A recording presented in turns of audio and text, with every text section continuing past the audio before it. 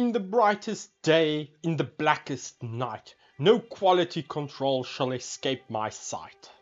Especially when it comes pre-installed, rusted, and actively leaking battery acid onto my desk.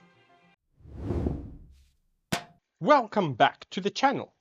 I am your collector's advocate, and today we are looking at the Green Lantern ring set with lantern from the Noble Collection. Or at least, I assume it's from the Noble Collection. The packaging is a masterclass in plausible deniability. It's a standard white box. There is no branding, no booklet, no pamphlet, no logo. It is completely anonymous. And after spending an hour with this product, I can confirm, if I had manufactured this, I would desperately want my name scrubbed from the record in sector 2814 as well. Let's start with the ring. For the premium price tag the set commands, you expect an artifact worthy of the Green Lantern Corps.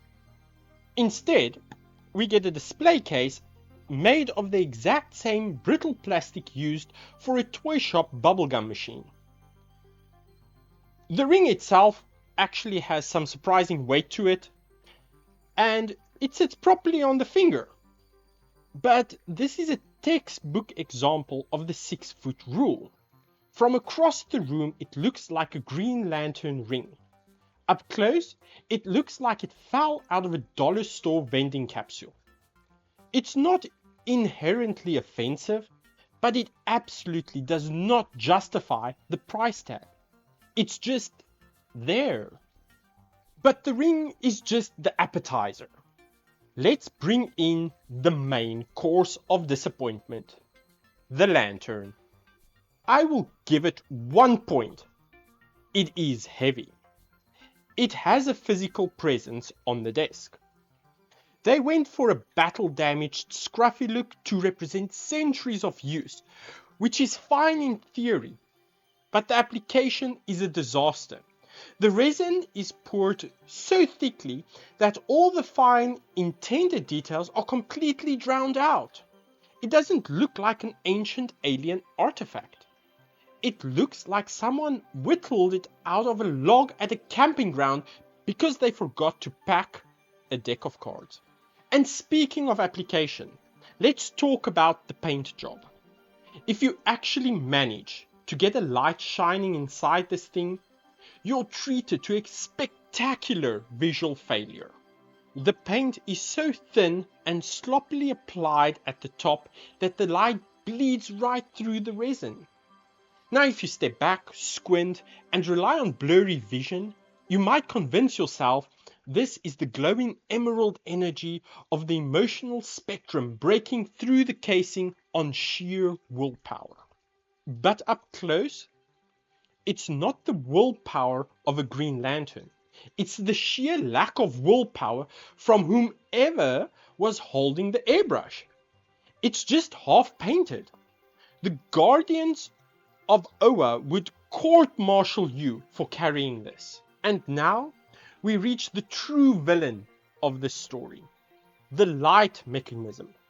The literal power in the battery power. To access the light, you have to peel back a foam dot secured with double-sided tape. It is designed as if you were never supposed to open it. Once you remove the screw and pull the lighting mechanism out, the horror show begins. The light quality is worse than a claw machine toy. But better yet, Noble Collection decided to ship this with 3 AAA batteries pre-installed. Apparently, they thought these 3 batteries would outlast the heat death of the universe because they were actively leaking when I opened it up. The threads were rusting, the battery housing was covered in that crusty toxic buildup. So, I cleared out the acid, I put in fresh batteries, and still didn't work. But it gets better. Because the internal metal was eaten by the rust and acid, the tiny microscopic fragile pin holding the light assembly in place snapped.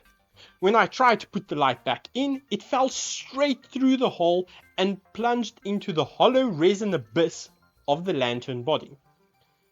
It is completely irretrievable. The light is dead, buried, and rattling around inside the base forever. This is one of the most hilariously incompetent design failures I have seen on a premium replica. When you buy a wand from the Noble Collection, it's a coin flip on whether it's decent.